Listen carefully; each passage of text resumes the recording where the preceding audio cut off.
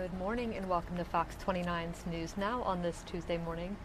We're going to get started with some local news. Meek Mill's lawyers will appear in court Tuesday alongside the rapper in another effort to have his 2008 gun and drug conviction overturned. Fox 29's Lauren Johnson filed this report.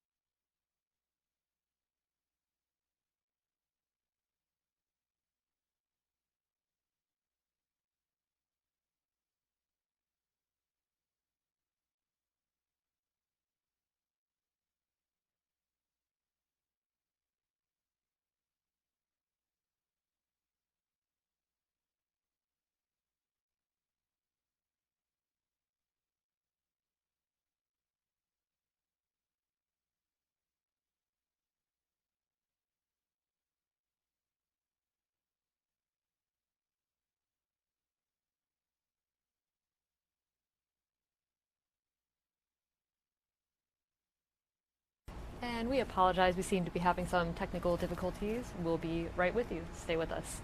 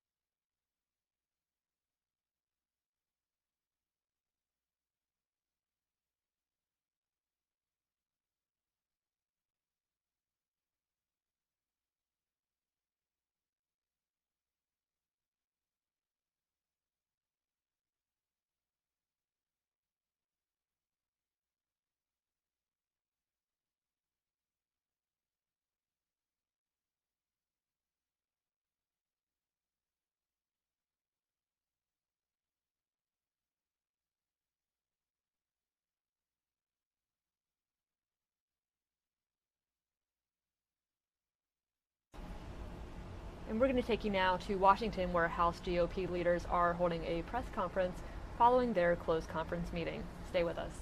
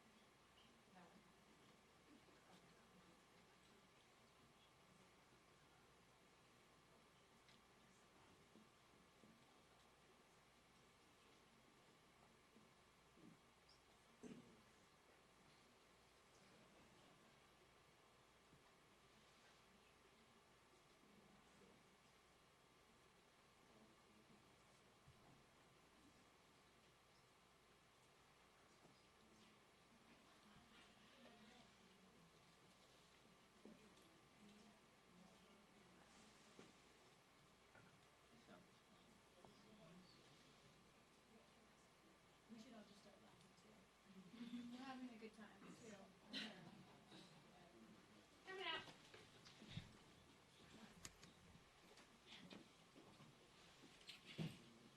morning, everybody. Thank you for coming. We're going to talk, we have the Republican leader of the Education and Labor Committee here, and I'm going to introduce her in just a moment to talk about minimum wage. But first, I wanted to talk about what's gone on over the last few days. I want to make absolutely clear that our opposition to our socialist colleagues has absolutely nothing to do with their gender, with their religion, or with their race. It has to do with the content of their policies. They're wrong when they attempt to impose the fraud of socialism on the American people. They're wrong when they pursue policies that would steal power from the American people and give that power to the government. They're wrong when they espouse and enable and their leadership refuses to condemn vile anti-Semitism. They're wrong when they rush to blame America first, when they fail to recognize that this is the greatest nation that has ever existed, the exceptional nation. And they're wrong when they fail to recognize that no people has ever lived in greater freedom. And then they go on and fail to provide the resources our men and women in uniform need to defend that freedom.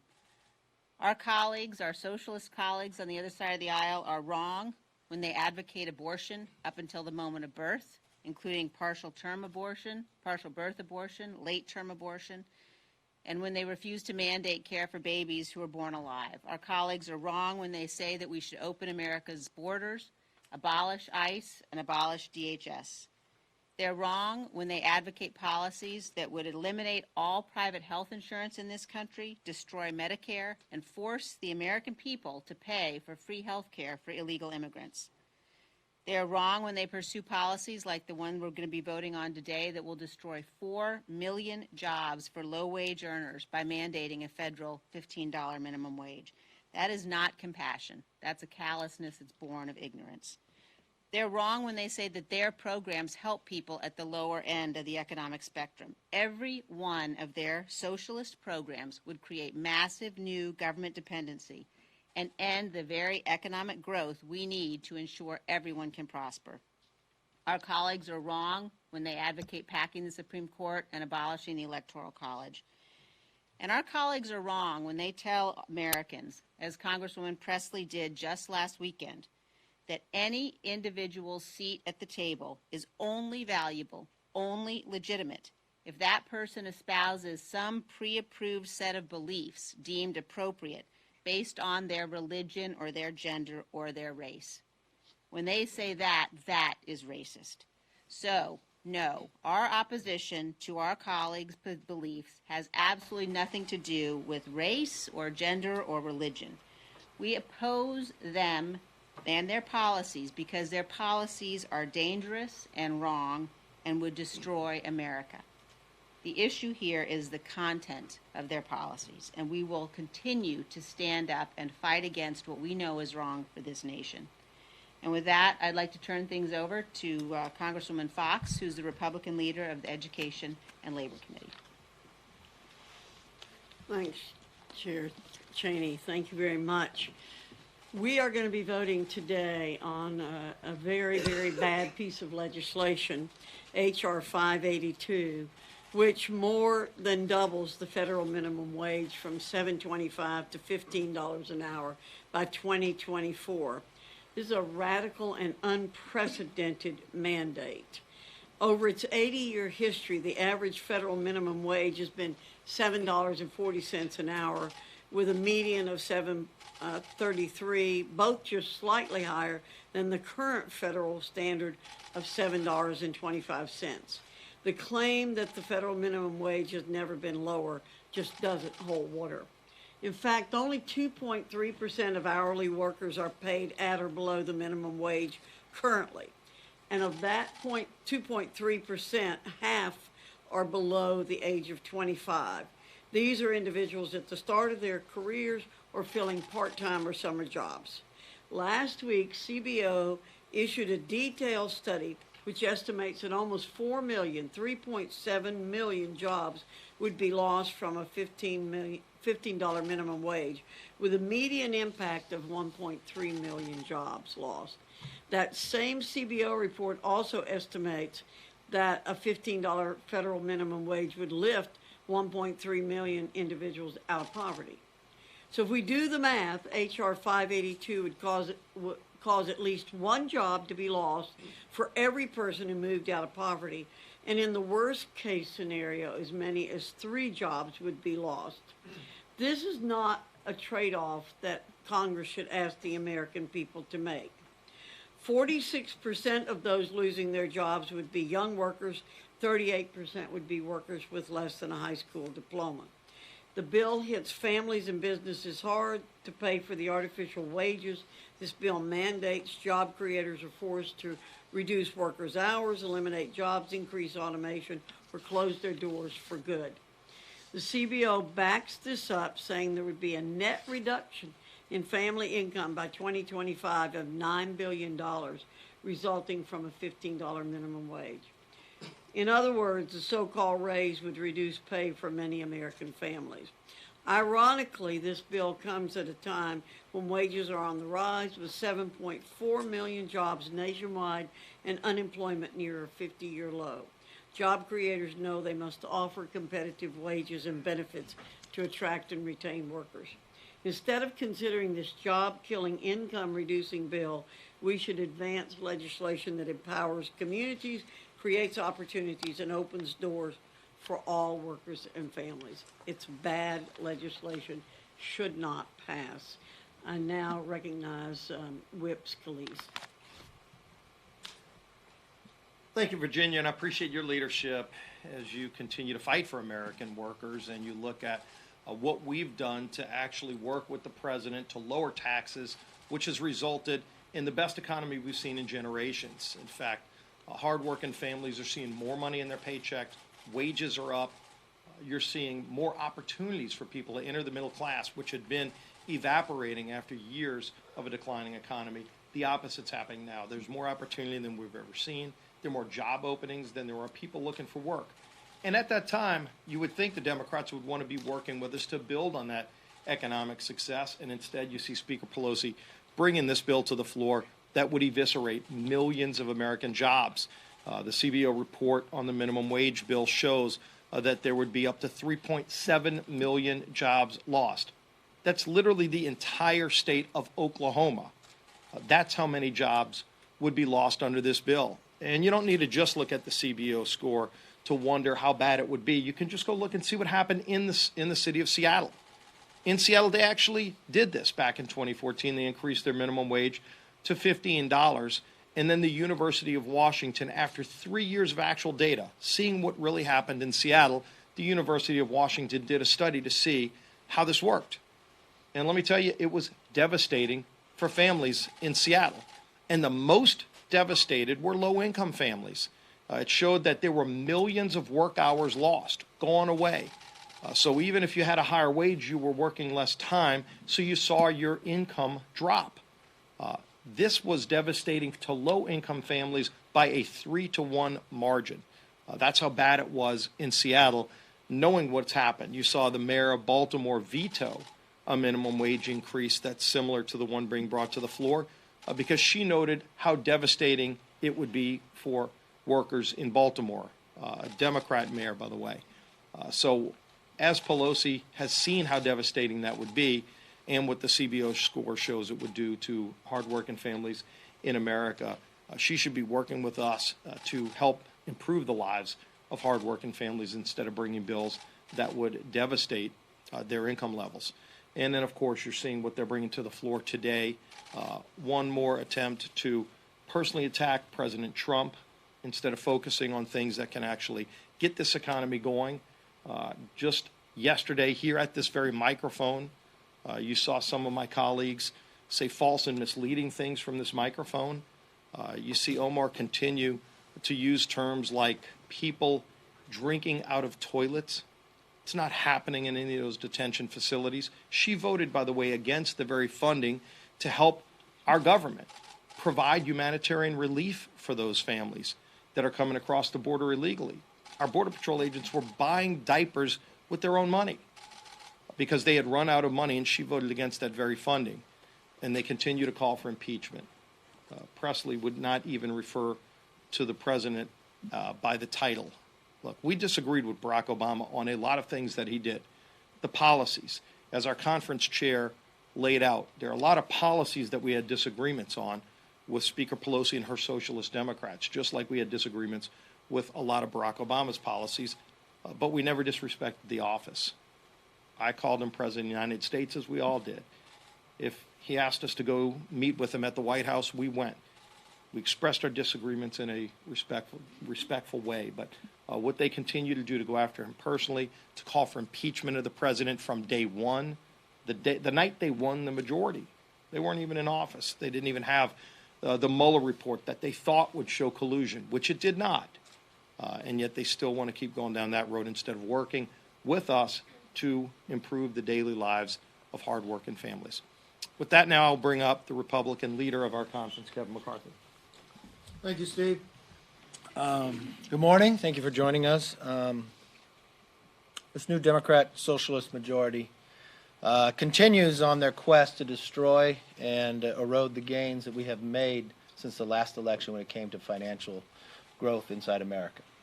Here's a snapshot of the current economic conditions. Just last month, there were 224,000 jobs added to the U.S. economy.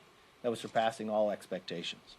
We're at a near 50-year low unemployment. For 16 months, the unemployment rate has been at or below 4%. And since January 2017, 5.6 million jobs have been created through the help of not only the tax cut, but the deregulation and the pro-growth policies that we've been able to move forward. Instead of building on this incredible economic boom, Democrats are set to try to sabotage it.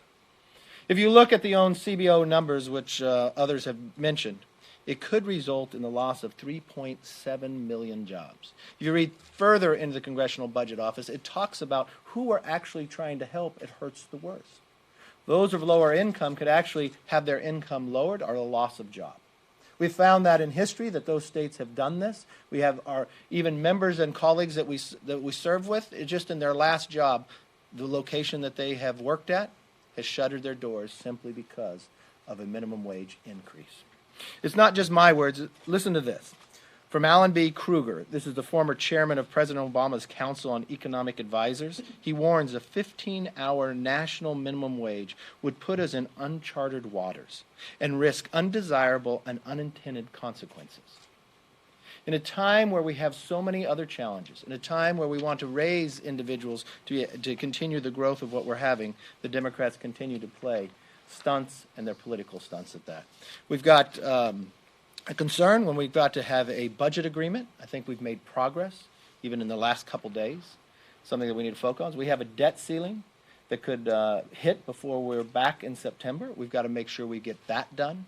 Those are the things that we should be focused on. We have a challenge and a crisis in the border. We know the challenge and crisis can only be solved if Congress acted. We have a speaker that requested from the president to postpone any type of movement from individuals who had a court order to leave the country. He did, with the hope that Congress would act, and not one thing was taken up during that time frame. But today we'll spend more time on the floor dealing with politics. I think the American public expect more of us. They expect us to actually solve the problems. We know no one person gets 100% of what they want. Our government is designed to find compromise.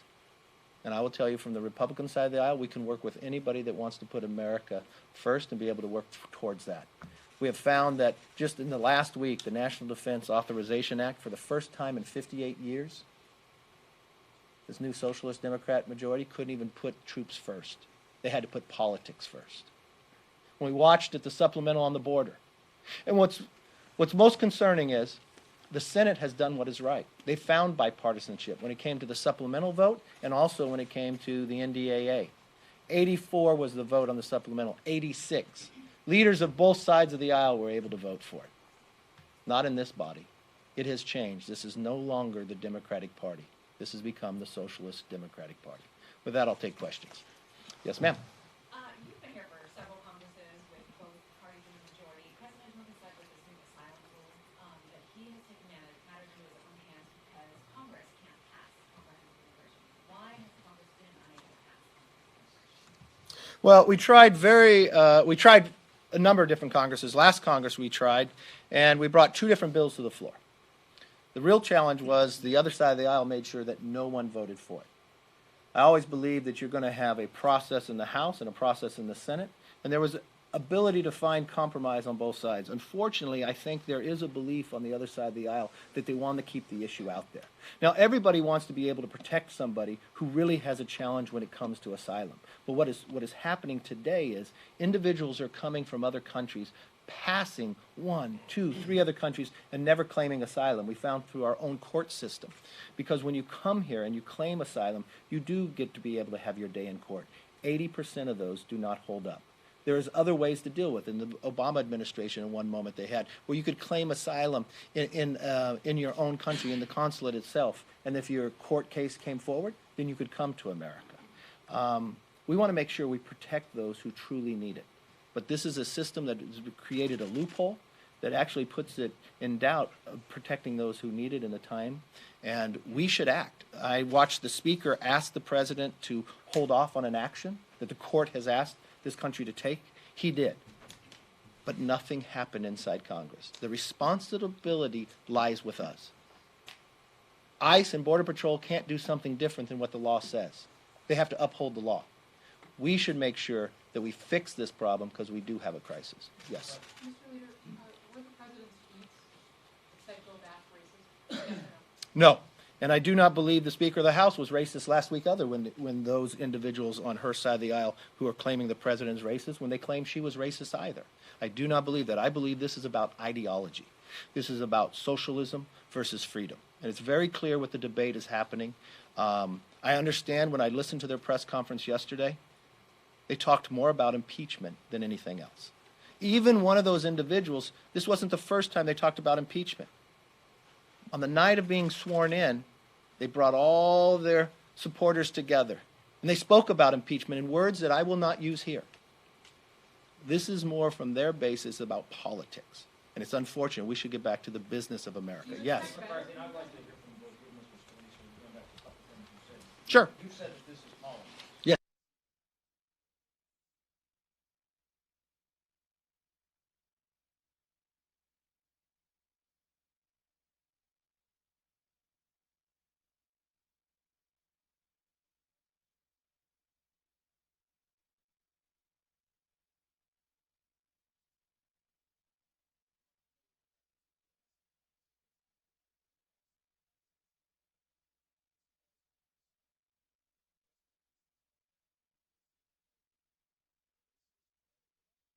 Faith, where they can actually believe if somebody of the Jewish faith could support America, or do they have to support Israel? When the questions and comments individuals have made, and that's why this body should be better than this. The individuals that you continue to play politics with, let's solve the problems that are before us. But this is the root of my question. Yes. There is a perception, whether it be right or not, that the Republican Party and members have not sufficiently rejected what the president said. You say that these comments are not racist. I think the president clarified that. Even if it is the situation that those comments are over the line, even if you don't believe it, isn't it a problem with the optic for the party that members are going to vote today on your side of the aisle to support the president and what you said about I think this party has been very clear. We are the party of Lincoln. This party believes in the content of the individual. I've watched from our own actions. I've watched an individual in my own party do something that we disagreed with. We took action. I've watched the other side of the aisle, though, when it came to questioning a person's faith, a person's loyalty to America and other, that no action was taken. I've watched what was written in a resolution using words that you can't even use on the floor. I've watched a press conference that only talked about impeachment. I've watched a chairman of the Judiciary Committee that handles impeachment use as their platform to win the chairmanship that he would be better to impeach the president. Long before a Mueller report ever came through and said no collusion or others. Let's not be false about what is happening here today. This is all about politics and beliefs of ideologies of what individuals have. Yes, sir. Do you think that there are decent chances of getting caps indefinitely before the recess? And if there's not a caps agreement, you want to ask your members to vote for a clean debt limit this month? I do think that we can get this done. And I would say to the Speaker, if we are as close as I believe we are and we need a day or two longer, we should stay here and make sure we get it done. There is a real concern, and I don't think this is a question on any side of the aisle, that when the debt ceiling can hit, that it could hit early September or maybe sooner. We should not leave for August without dealing with that. And I would say if we can't get this done, we should do a 30-day. I don't think that's ideal. I'd rather get a cap agreement and a debt ceiling agreement before we leave in July. And I think we are very close to making that happen. Yes, last question. Do you agree with President Trump that former Speaker Ryan was weak, ineffective, and stupid as leader? Look, I think Speaker Ryan worked very hard. I think he was a good speaker, and he was a great speaker. Speaker Ryan is a very good friend of mine. I've watched what he's been able to achieve. I've watched what he's been able to achieve with this president. Tax reform that has not been done in 30 years. All those statistics, as I laid off for you in the economics of where it was a team that was built. I've watched what you're quoting something based upon a book that I have not read, and then I had talking to the Speaker Ryan. I know that's not the words of what he would use because I've been in rooms with him and with the president. These are two individuals that work very well together. I know that someone can take a language out. In there they talk about Mr. Ryan talking about the president coming from business. That's exactly what America needed. A president who could come in and shake up Washington. Speaker Ryan was perfect in the job where he was at, the knowledge of what he had, and that combination together made sure in this Congress that we got tax reform done. Because remember this, Article 1, Section 7, tax reform doesn't start in the Senate, it starts in the House. And without Speaker Ryan and without President Trump, it never would have gotten done. Thank you.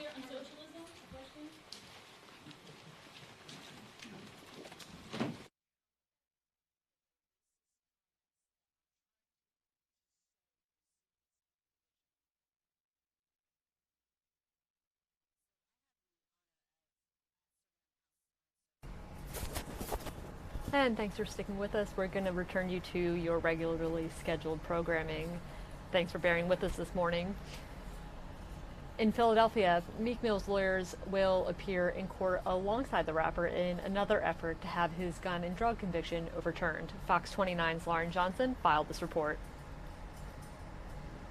Hey, good morning to you. That's right. This is an appellate court hearing today, so it's here at 5th and Walnut. Meek Mill is expected to be here for the hearing with his lawyers. It's on the docket for 3:30 this afternoon in front of the Pennsylvania Superior Court. The reason this is significant is because Meek's lawyers will get an opportunity to advocate for the panel to overturn Meek's original conviction. You might remember the officer who arrested Meek back in 2007, identified as Reginald Graham, has been involved in corruption scandals, racial bias, abuse, and providing false testimony, his lawyers say, including on Meek's case. The officer alleged Meek was selling drugs and pointed a gun at them. The rapper maintains that never happened. Judge Janice Brinkley, who has been assigned to Meek's case since he first entered the system, never granted the lawyer's request for a new trial, nor did she overturn the original conviction despite having that information. So his legal team hoping to present these facts in hopes of clearing his name and ultimately his bail and living life under probation. And his lawyer released a statement ahead of today's hearing. In that statement, he says, we're looking forward to the oral argument before the Superior Court of Pennsylvania and to hopefully having Meek's conviction vacated in light of the district attorney's recent filing where he supports the granting of a new trial to Meek and the recusal of Judge Brinkley. We hope to have this injustice rectified for once and for all. So the hope today is for those original charges to be dropped, which would mean no bail, no probation, no more affiliation with the court system. And by the way, next month, a new series released on Amazon Prime is going to kind of follow Meek through the criminal justice process. That one called Free Meek, expected to be released in August.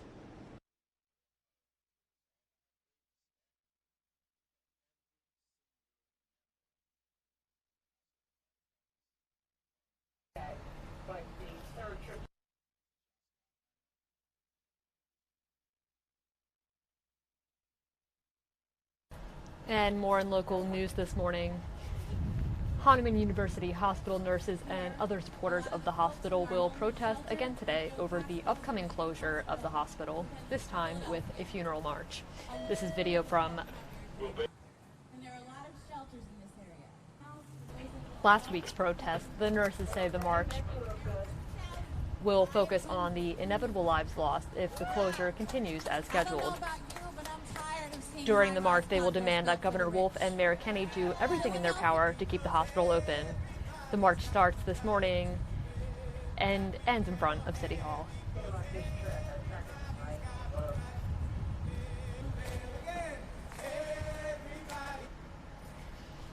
And in this summer of violence in Philadelphia, local parents are worried that realistic toy guns could get someone killed. In the blink of an eye, a police officer may not be able to distinguish a real gun from a fake one. These toy guns are being sold at Dollar General stores all over the area. Several models of the Operation Storm Force playset resemble real semi-automatic weapons. One toy gun is even labeled Assault, complete with sounds of gunshots. Under federal law, toy guns must have an orange cap at the tip of the barrel, but one mother of four says it's not enough. We could all die from this. This is a mistake. Like, they need to be taken off the shelves and stuff. Yes, I agree on it.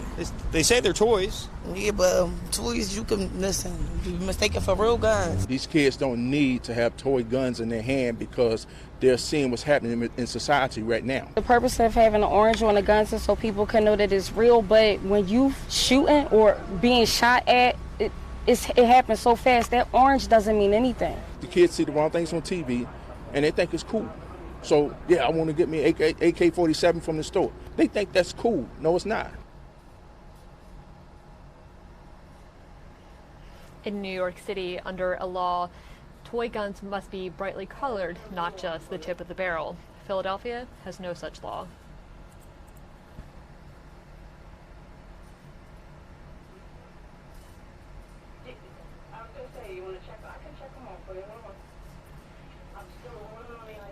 And in Camden County, police have added a new tool that they hope will encourage more people to share information on crime in their communities anonymously.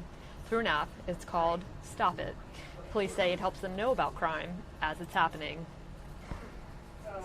Since April, we've had over 600 people sign up, received over 500 tips, and on the average, it only takes us about a day to investigate.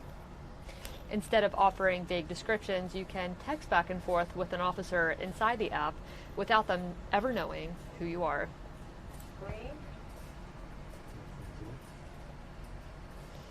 And residents in West Philadelphia are frustrated, saying that the recently renovated West Mill Creek Rec Center is barely open for kids in their neighborhood. They called us here at Fox 29 for some help. It was 90 degrees, and when we got there, the doors were locked and the sprinklers were off. We called Parks and Recreation, and a woman showed up to the building to open. She says that she manages two centers and has to go back and forth between them. Residents say it's unfair to kids who rely on the center to be open every day. The building should be open, I believe, in the summertime. I think it's from like 11 to 9. Our building might open 1 or 2 hours out of a day. That's on a good day. All we need is the center open. We don't need nothing else. We don't need no money. We don't need nothing else. Like, just open the rec center. The city held a ceremony back in May unveiling renovations to the center that cost about $400,000.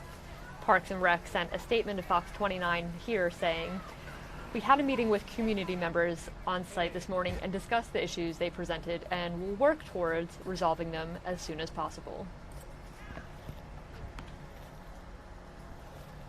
And more in local news this morning. Do you know this man? Philadelphia police and the FBI are searching for him and are offering a reward for help arresting him.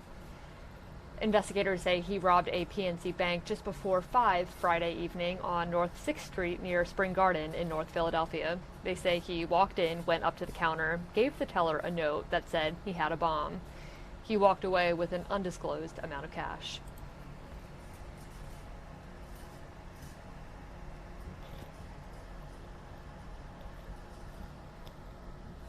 And in Washington this morning, defiant in the face of widespread criticism, President Donald Trump renewed his call on Monday for 4 Democratic congresswomen of color to get out of the U.S., quote, right now, cementing his position as the most willing U.S. leader in generations to stoke the discord that helps send him to the White House.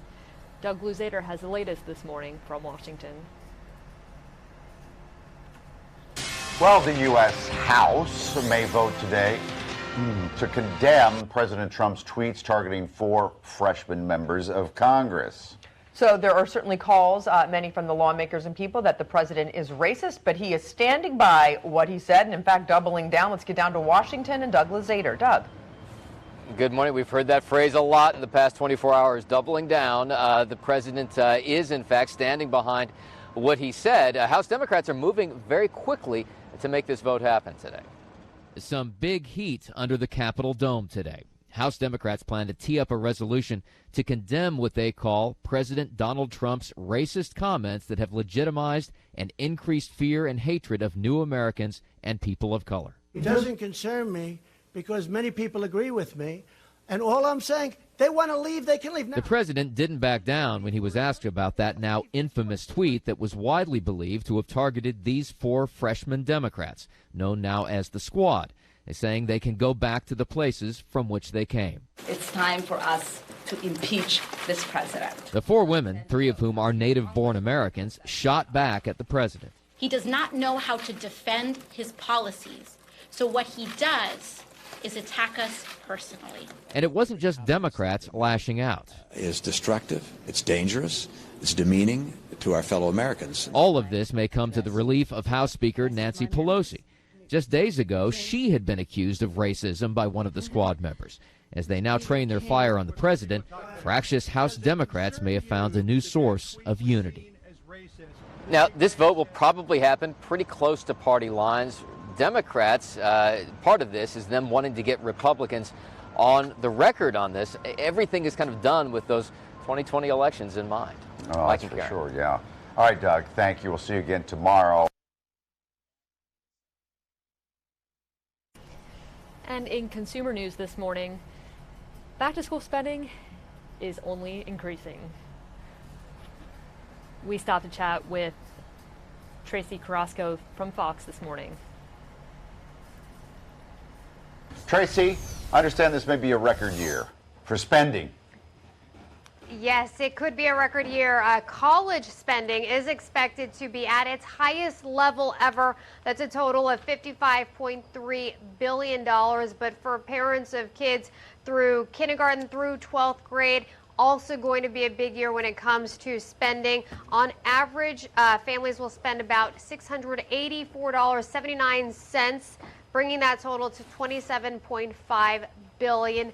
That, according to the National Retail Federation, one of the top 3 highest years of back-to-school spending. So what are parents buying the most of? Topping that list, of course, clothing. That's about an average of $236.90, followed by electronics, shoes, and then all those school supplies, the binders, the pencils, the pens, all of that. Good thing there are a lot of sales going on right now, and hopefully as we get closer to back to school, even more. Okay, well, if you factor in all that, my God, yeah. Nearly $700 a kid. It could be, per each kid. I got 3 kids. It is crazy expensive. That's a lot. They used last year's backpacks, although they were complaining. It's been a couple years in a row. They're like, can we get a new backpack finally, Mom? All right. Books are falling out of it. They are. Using pencils. Thank you, Tracy. So why did you not do the same hairdo today? Me? I don't know. Switching it up. No, it still looks fantastic. I just like, that's true. Thank you. Don't listen to me, Tracy. We'll see you again tomorrow. I love her. Thanks.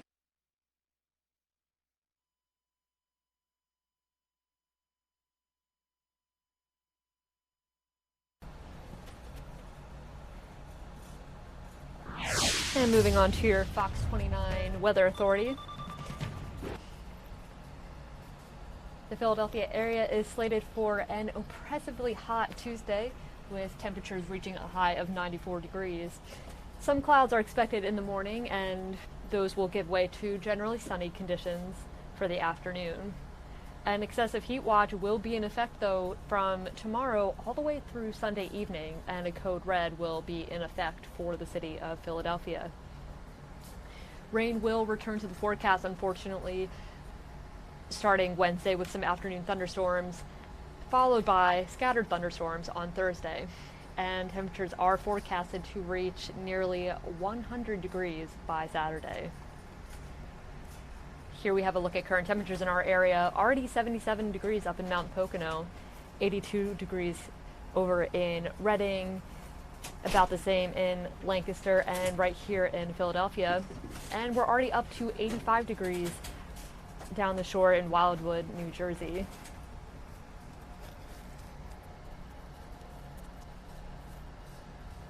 And looking ahead to your 7-day forecast, again, sunny and humid on this Tuesday morning, ahead of more humidity and some more of the same in terms of very high temperatures Wednesday into Thursday, and that heat danger right there Friday, Saturday, and Sunday. So we will want to stay as cool as we can, both us and our furry friends, of course.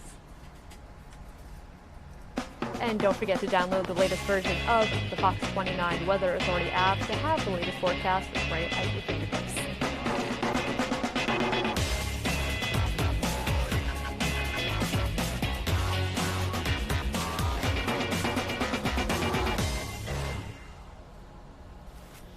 Earlier this morning, we told you about a new tool the Camden County Police Department is using to deter crime. Lieutenant Zach James of the Camden County Police joined us this morning to explain how the Stop It app is making a difference. 7:32. You know, there is often reluctance on behalf of some witnesses to come forward and cooperate with police to solve different crimes. Not because they don't want to help, but because a lot of times they're afraid. And there's good reason for fear, certainly. So the police over in Camden, they've been using a free app that allows folks to report a crime. They can take a picture of it. They don't have to dial a phone. They don't have to go down to the police station, and they don't have to put their name on record. So we brought in Lieutenant Zach James of the department to explain. It's called Stop It app. It's a Stop It app. It's an app that we partnered with to allow people to communicate with us so that they can give us tips, unlike the traditional tip line. Okay. One of the great things about it is, as you said, it allows you to send videos, it allows you to send pictures so that we can see exactly what you're seeing, but it allows you to remain totally anonymous. So there it is. Is it free? Absolutely free to download. Okay. You can get it in the Google Play Store or on your App Store for your iPhone and just download it. The code to access it, to link to us, is Camden NJ. No caps, just put it in. It'll bring you right to us. Let's do a scenario here. I see somebody robbing a bank. I still should call 911. Absolutely. This is not for life safety. 911 is always the primary life safety way to reach us. But this is for other types of crimes, illegal dumping, ATVs, prostitution, drugs. More like the broken windows theory, like the little things that may be plaguing your neighborhood, which are creating more problems out there. Well, that makes a lot of sense, because you also were the pioneers of having people be able to text 911 too, didn't you? One of the first in the state? County we do have text 911. We've tried to leverage all kinds of technology to allow people to talk to us. We've had Google voicemail boxes. We have Facebook. We have Twitter. We have Instagram. Anything that can stir a conversation or allow us to talk to the citizens, we're going to use. So if I know somebody's selling illegal guns down the street and I see them doing it, I could be careful. Absolutely. Take a picture, send a video through the app. It goes to you. You don't know that I sent it? We don't know who sends it to us. We know that it's just a registered user. So the videos that you take, the pictures you take, we definitely don't want you to put yourself in harm's way trying to take a picture. But the pictures and the videos you send to us go immediately to our real-time tactical office of command center, and then gets sorted out and goes to our investigative unit and assigned to different detectives to follow up. Lieutenant, you know that there's still a lot of people who won't trust. They don't trust the police. They think that you're spying on them with this app. Well, the one thing about the app is, again, it's totally anonymous. We can chat with you in the app. Well, you can say that over and over and over, but there's some people who say, I don't believe you. Well, that's the one thing. We try to be as transparent as we can with the public that we serve. It is really anonymous. I have the app on my phone. I've used the app, tested the app. No one knows who's sending it. There's no identifiable information on it. It just says we received a tip, and then we follow that tip up. And so the pictures and all of that we just go from there. Do you know other cities have done it? Other cities are using it Successfully? So far as we know, they're Yeah. using it. Since we've started the app in April, we've had 600 people sign up. We've received over 500 tips, and some have helped with shootings and homicides and different things. Oh, of that you have nature. solved some crimes with it? It definitely has helped in an investigative Oh, really? process. I think it's a nice game changer because then you don't have to, it's not your phone number like if you're going to I text know. something in and you're going to call and they always ask for your name. I think this is No, a no, game they- changer because people sometimes want to do the right thing. Or they Philly want- cops say you can call them, and nobody will ever know it was you. You know, calling an Anonymous tip. Yeah. I know, but if I call 911, I always give they ask you your You name and think. stuff like that, and they record all those type of phone calls. So if Exactly. you call 911, they're going to record it. This is a good game changer. I think this will be a helpful tool. I think Just there's one. strength in anonymity. People want to do the right thing, and this allows them to do the right thing. The one thing we realize is that we have to work with the community and be a part of the community. One thing we build ourselves on is communication. Communication builds clarity. Clarity builds understanding, and understanding builds empowerment, and that's what we want to do. Let us know how it Lieutenant, works. thank you. Good to see you. Thank you, Lieutenant.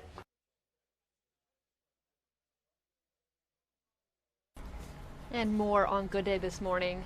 Cutting your caloric intake by about 300 calories per day was found to provide benefits to the heart, even for those who are younger, maintain a normal weight, and are generally healthy, according to new research. Dr. Mike joined Good Day this morning to discuss. A very simple thing that you can start doing today that will improve your health for the rest of your life. This is so simple, and Dr. Mike will reveal what it is. What is it? Hi, Doctor. You just reduce your calories by 300 a day. So give me an example. What am I cutting out? Is that one drink a day, or is that like... Well, it depends what kind of drink, but 6 Oreos, all right, 6 Oreo cookies. Typical glass of wine, about 120 calories. So, I can have 2 glasses of wine. well, there you go. There you go. One glass of vodka probably is 300 calories. So people say to me, Dr. Mike, what should I weigh? And I say, less than you are now. Because the bottom line is you're not going to get down to a body mass index of 25, which is considered healthy, right away. A little incremental decrease in your weight, even 5 pounds, will have dramatic impact on your health. It will reduce your risk of type 2 diabetes, high blood pressure, and the metabolic syndrome, that big old belly that is so dangerous. That is the most dangerous fat, isn't it? The one Right. Surprisingly, if you're a pear, you have a big old butt. Right. That's okay. That's okay. It's less risky than a big apple. You have a big beer belly. That's a problem. Okay, we understand. Yeah. Now, hold on. Yes. How many calories should we be consuming a day? It all depends on your metabolism. In my office, we have a little machine, and you stand on it, and they can calculate. I have a nutritionist because this is such a major problem in healthcare, and she will tell you what kind of metabolic rate you have and how many calories. I have stood on one of those. It was up in Chestnut Hill. They're very expensive. Can you bring one in one time, or does Sure, not travel? I can bring my nutritionist in. She's I've very never shy, done that. Kim. Yeah, it's amazing. It tells you your BMI. Right. All sorts of stuff. But then it can also tell me what my rate is. I had to burn it off because I feel Yeah. like mine's pretty high. That's interesting. Right. Can I It's also- a matter of caloric. It even accounting. said that I used my left leg more than my right. I had a little more muscle in my left calf than my right. It's an amazing machine. That's a good one. I can't wait for you to bring that Let's in this do it. week. Okay. All right. Thanks, Dr. Wade. Can I ask really quickly about there's an important information. I have Alzheimer's in my family. A blood test. We didn't have anything like this before. Is this going to actually happen? This looks very, very promising. And the key is, now we know we don't really have a treatment, a cure for Alzheimer's, but we do have medications that can slow the process. If we have a blood test, and I think we're very close, I can have someone come into my office, I do a blood test, and if we find that they have some of the markers, this beta amyloid protein, then we can, 1, treat them early, and 2, get them enrolled in studies to see what medicines, what treatments work, because the key, just like other illnesses, is to catch it early. This is dramatic, and my mother has Alzheimer's. I know this disease well. We need to do something now. Is it available now, the blood test? It's coming. It's coming. in trials. It's going to come soon. Okay. Speaking of coming, you had some fun things happening in your household this weekend? I've showed pictures of my son, and I have a beautiful daughter named Amy, and I want to show. She was at the Media Theater trying to be like Sue Serio. All right? Sue Serio has acted on that stage. Jesse Klein, the whole group over there. The Media Theater has so much history. Look. What is this? It's a singing competition? Yeah. Listen. Hard to take courage in a world full of people. Your wife shot this. Yeah. That shows it's all white. We don't have a good camera. Give birth to a ghost. Amy is lovely. Congratulations. Thank you. Surprisingly, So cute. having me as a father has not affected her at least 100%. That's not what your wife said, but that's fine. She's a beautiful daughter. I love she you, is. Amy, so much. Were you there? Of course I was there. Were you crying? No. Oh, I normally cry with my kids doing stuff. Really? Yeah. No, I was moved. Were you? I was moved. You were moved out of the arena by police? I had to, yeah. Okay. It's a great thing. Congratulations. Dr. Mike. Yeah, I love it. And more from Good Day this morning. If you're looking for a drink that is both refreshing and caffeinated, we've got you covered. The good folks from Saxby's Coffee joined us this morning with more. Whether your go-to is coffee or tea, we have some interesting twists that are going to get you energized all summer long. Mike is outside right now to explain. Yeah. Well, I walked out here and I freaked out when I saw Russ Wilkin. Russ, good to see you. Good to see you, Mike. He's kind of a marketing guy over at Saxby's. Yep. And I was just complaining there's no Saxby's in Old City. Can you fix that? We'll do our best. We'll Please. do our best. If you can vouch for us after you try these drinks, we'll see what we can do. Well, I walked out and I go, Saxby's, the coffee place, is selling booze?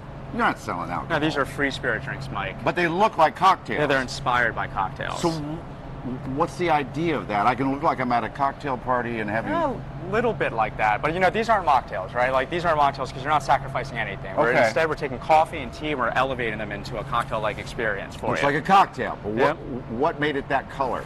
Well, we have our... Would you like me to show you? Yeah, let's do one. All right, let's do it. So we will start here with a bit of pineapple juice. We actually have a surprising number of tiki fans over at Saxby's. So this is our tiki-inspired secret menu item. What's that? This is a splash of seltzer. Seltzer. And then here we have Salsa. just some raspberry tea. That's what gives it that color.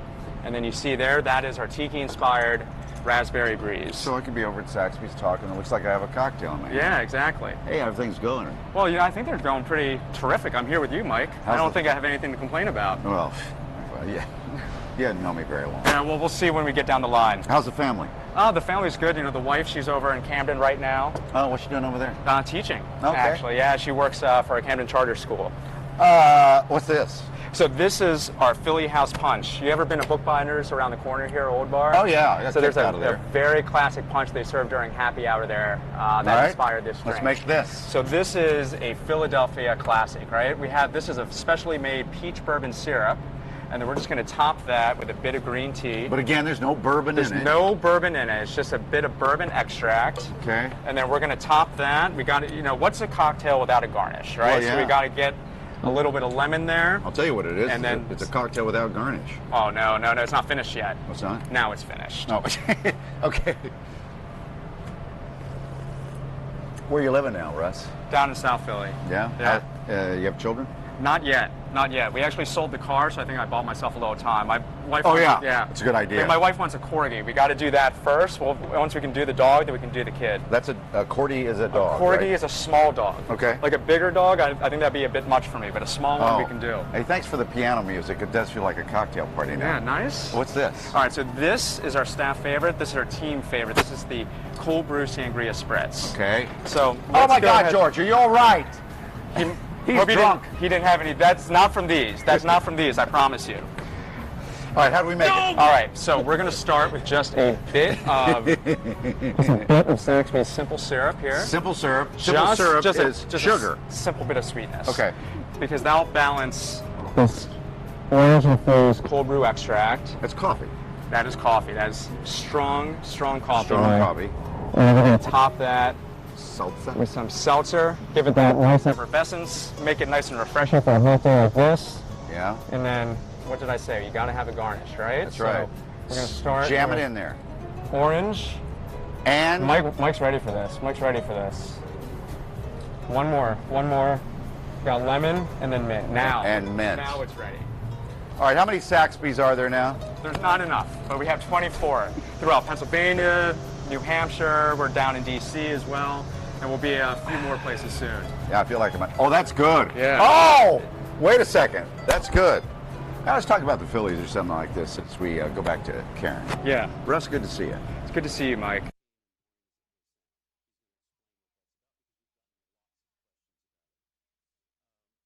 And that is going to do it for us today at Fox 29's News Now.